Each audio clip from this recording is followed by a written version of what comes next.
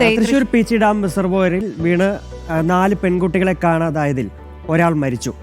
പട്ടിക്കാട് സ്വദേശി അലീനയാണ് മരിച്ചത്. 3 പേർ ചികിത്സയിൽ തുടരുകയാണ്. അതെ, ജെയ്സൺ ചാമവളപ്പിൽ ചേരുന്നുണ്ട്. ജെയ്സൺ, ഇന്നലെ വന്ന ഏറെ വേദനപ്പെടുത്തുന്ന ഒരു വാർത്തയായിരുന്നു അത്. അതിൽ ഒരു കുട്ടി മരിച്ചു എന്നുള്ളത് തന്നെ ഏറെ സങ്കടപ്പെടുത്തുന്നതാണ്. എന്താണ് നിലവിലെ സാഹചര്യം?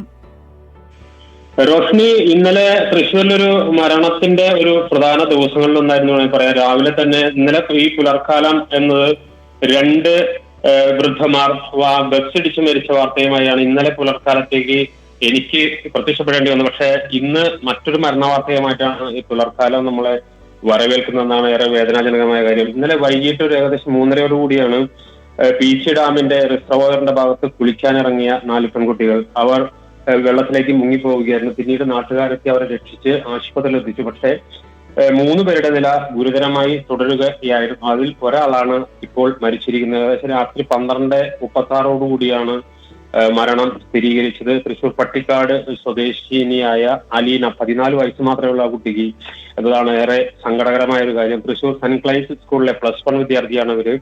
മറ്റ് 3 പേര് ഇപ്പോൾ ചികിത്സ തേടുന്നുണ്ടായി. 2 പേരുടെ നില ഇന്നലെ ആശുപത്രിയിൽ കൊണ്ടുവന്നതിനേക്കാൾ ബെറ്റർ ആയിട്ടുണ്ട്. പക്ഷേ അത് പൂർണ്ണമായ ഒരു അർത്ഥത്തിൽ നമുക്ക് വലിയ ശുഭപ്രതീക്ഷ നൽകുന്ന രീതിയിലേക്ക് കാര്യങ്ങൾ എത്താൻ ഇനി അല്പസമയം കൂടി എടുക്കും. അതിനുവേണ്ടിയുള്ള ഡോക്ടർമാർ വലിയ ശ്രമം നടത്തിക്കൊണ്ടിരിക്കുകയാണ്. നിരന്തരമായ നിരീക്ഷണവും ചികിത്സയും ഒക്കെ നടത്തിക്കൊണ്ടിരിക്കുകയാണ്.